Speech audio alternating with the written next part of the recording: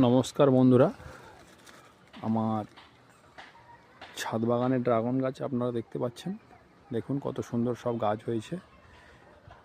এখন যেহেতু ডিসেম্বর মাস, আমি এগুলো কিছু জৈব সার প্রয়োগ করব গাছের গ্রোথের সময়। দেখো আমি কিভাবে খুলে নিয়েছি, সাইড থেকে ট্রে থেকে খুলে নিয়েছি মাটি অল্প। এইটা দেখো আমি সব চেরগুলো বের করেছি। এই যে চের দেখতে পাচ্ছ, এই চেরের জন্য সারটা প্রয়োগ হয়, এই জন্য আমি এটা খুলে নিয়েছি। এটাও সেম একইভাবে সবগুলো ট্রেতে খুলে নিয়েছি। এই দেখো এগুলো সব আমার শীতকালে সার প্রয়োগের জন্য কিছু কিছু আমি নিয়ে রেখেছি। যে জৈব সার, যেটা আমরা গ্রামগঞ্জে গোবর সার বলি। দেখো এগুলো শুকোতে দিয়েছি। আমি যেটা কম্পোস্ট করব এটা দেখছি আমি তোমাদেরকে। এটা কিছু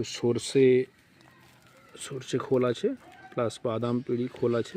এগুলো সব একসঙ্গে মিক্সিং করে, জৈব সার মিক্সিং করে আমি কিছু তৈরি করছি। মাটি অল্প পরিমাণে ইউরিয়া ইউজ করছি। ইউরিয়া তোমরা দিতেও পারো, নাও দিতে পারো, দিলে ভালো হয়। এই সাইডে কিছু আছে, এগুলো আমি ঠিক খুলে নিয়েছি। দেখো ট্রে থেকে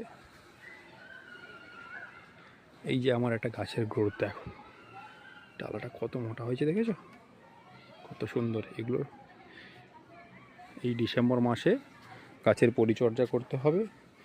এই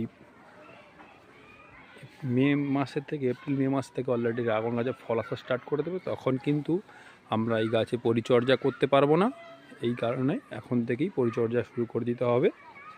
তো বন্ধুদেরকে বলছি, যাদের আমার ফেসবুক বন্ধুদের যাদের ড্রাগন গাছ বাড়িতে শখের জন্য লাগিয়েছো একটা, তোমরা অল্প করে এই সময়ে ড্রাগন গাছের পরিচর্যা করতে পারো।